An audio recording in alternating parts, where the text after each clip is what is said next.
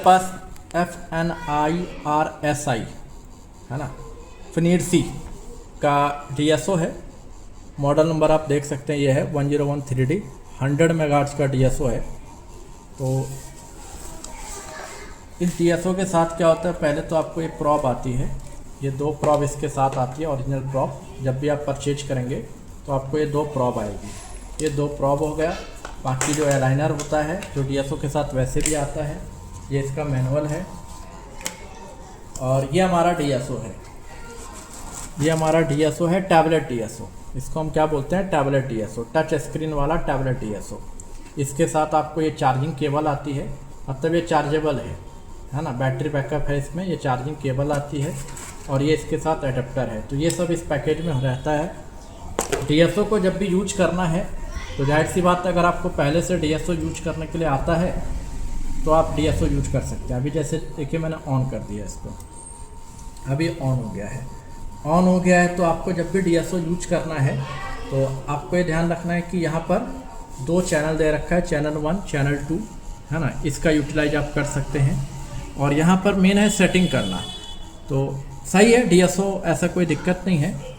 मतलब कि हमारा जो नॉर्मल यूनिट वगैरह का DSO होता है ना, उसमें मतलब एक्स्ट्रा फंक्शंस ज़्यादा होते हैं। इस DSO में मैंने देखा है कि जितना काम की चीज़ें हैं ना, जो लैपटॉप रिपेयर के लिए काम की चीज़ें जितनी हैं उतनी यहाँ पे डाल दिया है, उतने से आपका काम हो जाएगा। इधर उधर कंफ्यूज होने वाला इसमें कुछ नहीं है। मतलब ऑप्शंस इसमें इतने इस हिसाब से दे रखा है कि इंटरफेस इसका बहुत बढ़िया है। ये जो आप देख रहे हैं इसका इंटरफेस बहुत बढ़िया है, आपको इधर उधर जाने की ज़रूरत नहीं, कन्फ्यूजन कम आता है इस DSO में। लेकिन एक बार आपको पहले प्रैक्टिस करनी पड़ती है ना। तो जिसने लिया है ये DSO, अगर वो इसको यूज करने में कहीं कंफ्यूज हो रहे हैं तो मैं आपको थोड़ा सा बेसिक सेटिंग्स इसका बता देता हूँ कि किस तरह इसको यूटिलाइज करना है। तो सबसे पहले जब DSO ऑन करेंगे ना तो कुछ इसी तरह से रहेगा। ये इसका कंट्रोल मेनू है, यहाँ पर ये कंट्रोल मेनू आ रहा है ना, यहाँ पर आप देख रहे हैं कंट्रोल मेनू आ रहा है। बाकी यहाँ पर चैनल 1 के लिए है, चैनल 2 के लिए है ना, ये सारे ऑप्शंस यहाँ पर दे रखे हैं, ये देख सकते हैं, ये सारे ऑप्शंस दे रखे हैं। अब जैसे कि मान लीजिए सपोज, सबसे पहले तो देखिए ये मेनू बार में आता है, यहाँ पर सिस्टम सेटिंग्स है। सिस्टम सेटिंग्स में ये ब्राइटनेस कम ज़्यादा करना, आप इससे कम ज़्यादा कर सकते हो, आपको ग्रिड का ब्राइटनेस कम ज़्यादा करना कर सकते हो।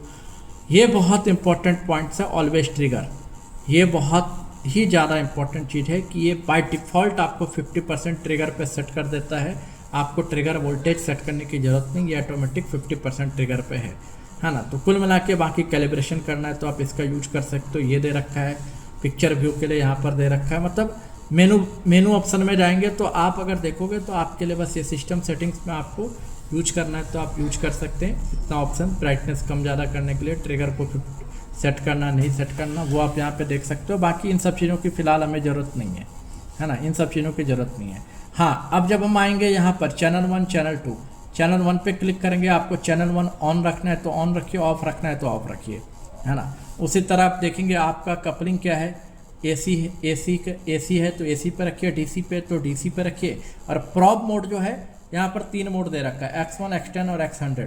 तो जाहिर सी बात है हम जब भी चेक करते हैं तो हमारा क्या रहना चाहिए, X1 पे होना चाहिए। अगर आपको लग रहा है कि X100 पे है, X10 पे है, तो आप इसको X1 पे करके रखिए। तो जब भी आपको चैनल 1 ऑन करना है तो ये ऑन पे क्लिक कर दीजिए, चैनल 1 मेरा ऑन हो गया। अभी मेरा चैनल 2 ऑफ है, चैनल 2 को भी ऑन करना है तो इसको ऑन कर दीजिए। कपलिंग सेट करना है, DC AC आप यहाँ से सेट कर सकते हो। प्रॉब का मोड सेट करना आप यहाँ से सेट कर सकते हो। दोनों चैनल आपके सामने आ गए। अभी जैसे कि आपको ऊपर नीचे करना, आप ऐसे करके देखिए, ये आप सेट कर सकते हो। ऊपर नीचे जैसे भी करना है आप इसको, है ना, अप एंड डाउन जो भी करना है इसमें आप कर। आपको लग रहा है कि नहीं चैनल 2 को नीचे रखना है तो नीचे रख लो, आपको लग रहा है नहीं चैनल 1 को नीचे करना है, नीचे कर लीजिए।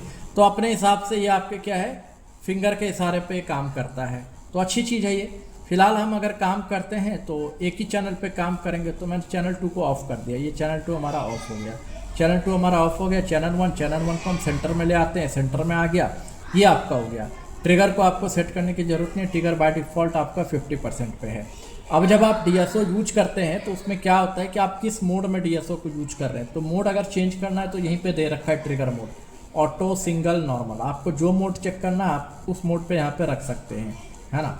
तो जैसे कि मान लीजिए वोल्टेज वगैरह की टेस्टिंग करते हैं हम तो ऑटो मोड पे चेक करते हैं, अगर हम मान के चले ग्लिच वगैरह चेक करते हैं तो सिंगल मोड पे चेक करते हैं। और वही अगर हमारा मान लीजिए कोई ऐसा डेटा होता है जो कि आपको आके चला जाता है, मतलब हमेशा नहीं आता रहता, तो उसको हम नॉर्मल मोड पे चेक करते हैं। ये दे रखा है आपको, एज दे रखा है, राइजिंग देखना है तो राइजिंग, फॉलिंग देखना है तो फॉलिंग एज, वो आपका सेट करके रखा है। और जब भी आप ट्रिगर लेंगे तो यहाँ पर ध्यान रखिएगा कि अगर आपने चैनल 1 को ऑन रखा है तो ट्रिगर में भी चैनल 1 ऑन करके रखिएगा। ऐसा नहीं कि आपने यहाँ पर चैनल 1 को ऑन कर रखा है बट यहाँ पे चैनल ट्रिगर में आपने चैनल 2 ऑन कर दिया, तो ऐसे में दिक्कत हो जाएगी। वैसे भी बाय डिफ़ॉल्ट ये मैं देख रहा हूँ चैनल 1 ही ले रहा है। मैं एक बार इसको ऑफ़ करके देखता हूँ।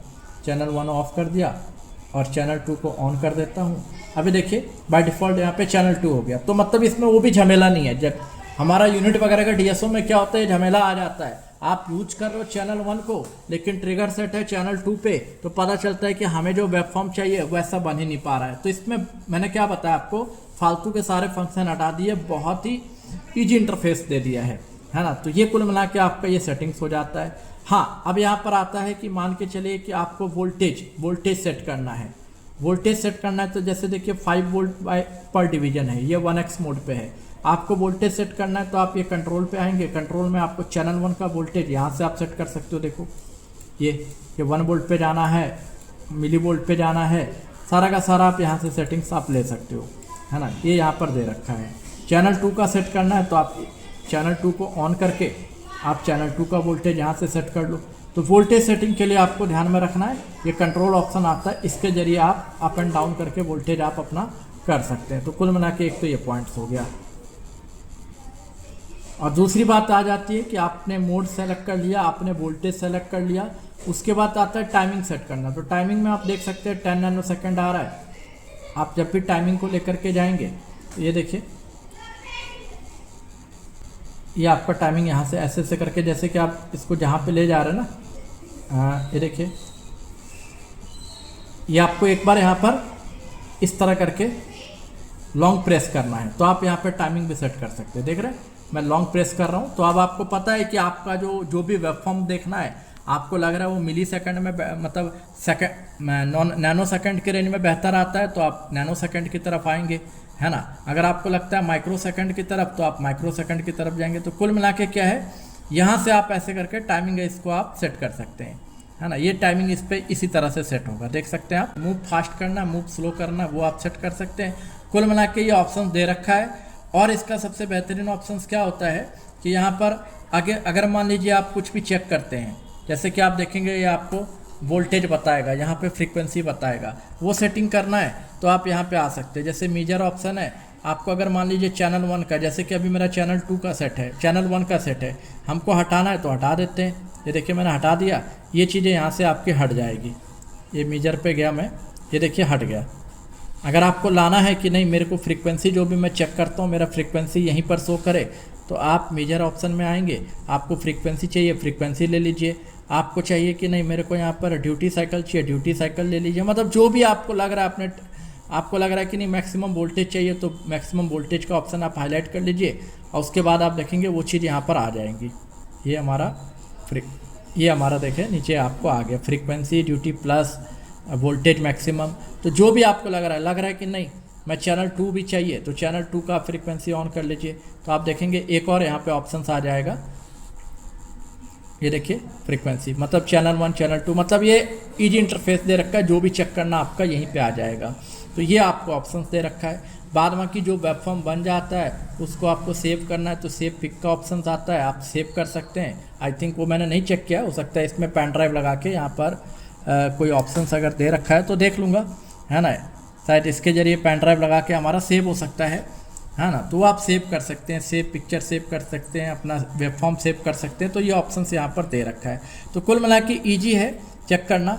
और अच्छी बात क्या है इसमें, ये ऑटो सेट है ना। ये ऑटो सेट में क्या होता है ना, ऑटोमेटिक आपको अलग अलग टाइमिंग के हिसाब से सेट करके आपको जो भी वेब फॉर्म है वो दे देता है। तो अगर आप मैनुअल टेस्टिंग करते हैं तो सेट करके चलिए क्या वोल्टेज रहेगा, क्या टाइमिंग रहेगा। ट्रिगर का टेंशन इस पर लेने की ज़रूरत नहीं है। बाय डिफ़ॉल्ट इसने 50 अगर आप देखेंगे बाय डिफ़ॉल्ट हमारा 50% पे ट्रिगर सेट है ना। बाय डिफ़ॉल्ट 50% पे हो जाता है। अगर आप चाहते हो नहीं मैनुअली ट्रिगर सेट करना है तो आप यहाँ पे जा करके इस ऑप्शन को हटा दीजिए, ऑलवेज ट्रिगर 50% हटा दीजिए, तो अब क्या होगा, मेरा 50% ट्रिगर नहीं रहेगा। फिर आप मैनुअली आप जब ट्रिगर सेट करना है तो उस हिसाब से आप लेकर के जा सकते हो। तो ट्रिगर सेट करना है तो जैसे कि आप देखिए ये हमारा ट्रिगर का है, आप इसको ऐसे से करके ऊपर नीचे करेंगे तो यहाँ पर आपको मैनुअली आइडिया लेना पड़ेगा कि मैंने ट्रिगर कहाँ पे जा रहा है, मेरा कितने मिली वोल्ट पे जा रहा है, कितने वोल्ट पे जा रहा है, वो आपको ब्लॉक्स बाय डिवीजन देख करके आइडिया लेना पड़ेगा। तो कुल मिला के ये आपका इसी तरह का ये आपका टैबलेट, इसको बोला जाता है टैबलेट DSO, और ये टच स्क्रीन है और अच्छी बात है चार्जेबल है ना, ये आपका चार्जेबल है ना, आप इसको चार्ज कर सकते हो, है ना। बैकअप अच्छा खासा दे देता है। अभी देखिए आपको ये है, मतलब एक बार चार्ज कर लेंगे तो करीब करीब ये वही 2 से 3 घंटे का तो बैकअप दे ही देता है। तो उस हिसाब से भी बढ़िया है कि बार बार आपको पावर चले भी जाए तो भी आप इसको यूटिलाइज कर सकते हो। लेकिन वही बात है, पावर चला जाएगा तो आप अपने लैपटॉप में कहाँ से सप्लाई दोगे, है ना। तो बैटरी से दे सकते हैं सप्लाई, बैटरी से सप्लाई देके बाकी आप चेक करना है चेक कर सकते हैं। तो ये है, बाकी चीज़ें कैसे चेक होंगी मैंने इस पर चेक किया है। वोल्टेज अच्छे से बता रहा है, हम 3 वोल्ट 5 वोल्ट का ग्लिच मोड जो देखते हैं वो अच्छे से बता रहा है, 32 किलोहर्ट्ज अच्छे से बता रहा है ना। आपका जो LPC क्लॉक अच्छे से बता रहा है, मतलब जो भी टेस्टिंग होती है ना, PSID का डाटा बता रहा है, CC लाइन का डाटा, मतलब जो भी हम DSO से चेक करते हैं ना एक रेगुलर रिपेयरिंग में, वो सारे फंक्शंस मैंने चेक करके देखे हैं, ये बता रहा है, उसमें कोई दिक्कत नहीं है। बस ये है, इसको यूज करने के लिए आपको पहले से पता होना चाहिए कि मेरे को DSO कैसे यूटिलाइज करना, मैं क्लॉक कैसे चेक करूँगा। ये सब चीज़ें अगर आपको पहले से पता है तो ये आपके बहुत काम में आने वाली चीज़ है। मतलब ईजी इंटरफेस है, मैं तो बोलूँगा कि बहुत ईजी तरीके से दे रखा है। अगर किसी को यूनिट का DSO, अगर ये वाला DSO यूटिलाइज करना आता है ना, आपने कभी इस DSO को यूज कर रखा है, इसके फंक्शंस के बारे में पता है, तो इससे तो काफ़ी ईजी है ये, है ना। क्योंकि जो भी है आपके उंगलियों पे, जो भी सेट करना है सारा आपका उंगलियों पे, कोई चीज़ छुपा हुआ नहीं है, हर चीज़ आपको यहीं पे दे रखा है, हर चीज़ आपको ऑप्शन दे रखा है ना। अब जैसे कि हमारा यही होता है, ये वाला होता है, अगर मान लीजिए मुझे सेट करना हो मैनुअल मोड कहाँ पे जाए, कि अगर मान लीजिए मैं इसी को ऑन कर लेता हूँ, ये ऑन कर लिया। अभी अगर मान लीजिए मेरे को अगर मैनुअल सेटिंग करनी है, मैनुअल मोड में जाना है या ऑटो मोड में जाना है, तो फिर वो ऑप्शन यहाँ पे दिख नहीं रहा है, तो फिर आपको ये ट्रिगर में जाएंगे, फिर ये ऑटो में जाएंगे, यहाँ पे नॉर्मल में जाएंगे, सिंगल में जाएंगे, बहुत सारे इसमें ऑप्शन दे रहते हैं। तो कई बार क्या होता है, इतने सारे ऑप्शंस को देख करके हम कंफ्यूज भी हो जाते हैं। लेकिन इसमें ऐसा कोई कन्फ्यूजन नहीं है, इसमें ऐसा कोई कन्फ्यूजन नहीं है। बाद बाकी कितना ड्यूरेबल होगा इस बात तो नहीं बता सकता हूँ, कितना ड्यूरेबल होगा, कितना चलेगा, इसके बारे में तो नहीं बता सकते हैं। हाँ, बाद बाकी ठीक है, जिसका बजट कम है वो ले सकते हैं, इसके मुकाबले तो आपको सस्ता ही पड़ेगा। ये जो हमारा DSO इसके मुकाबले सस्ता पड़ेगा। हाँ, उसके भी काम आ सकता है, जैसे कि किसका ऑफिस सेटअप जो है ना उसका छोटा है, मतलब उसका जो वर्क स्पेस है वो कम है, जैसे कि नेहरू प्लेस हो गया, लक्ष्मी नगर मार्केट हो गया, हमारे दिल्ली के जो मार्केट है वहाँ पर क्या होता है, एक एक काउंटर लेकर के बैठे लोग और रिपेयर कर रहे हैं। तो वैसी जगह पे जैसे कि ये DSO आपका स्पेस ज़्यादा ले लेता है, आप इसको प्रेफर कर सकते हो, है ना, ले सकते हैं इसको। बाद बाकी चॉइस आपकी है। अगर मैं अपने रेगुलर बेसिस पे आऊँ कि मैं यूज करूँ तो मैं शायद इसको यूज नहीं करूँगा, मेरे को तो वही सूट करता है ना, मुझे वही सूट करता है, मैं वही यूज करूँगा रेगुलर बेसिस पे, है ना। मैं इसको यूज करने के लिए नहीं जाऊँगा, क्योंकि जिस पे जिसका हाथ बैठ जाता है वो यूज करता है। तो कुल मिला के आज का वीडियो यही था, ये DSO के बारे में बताने के लिए।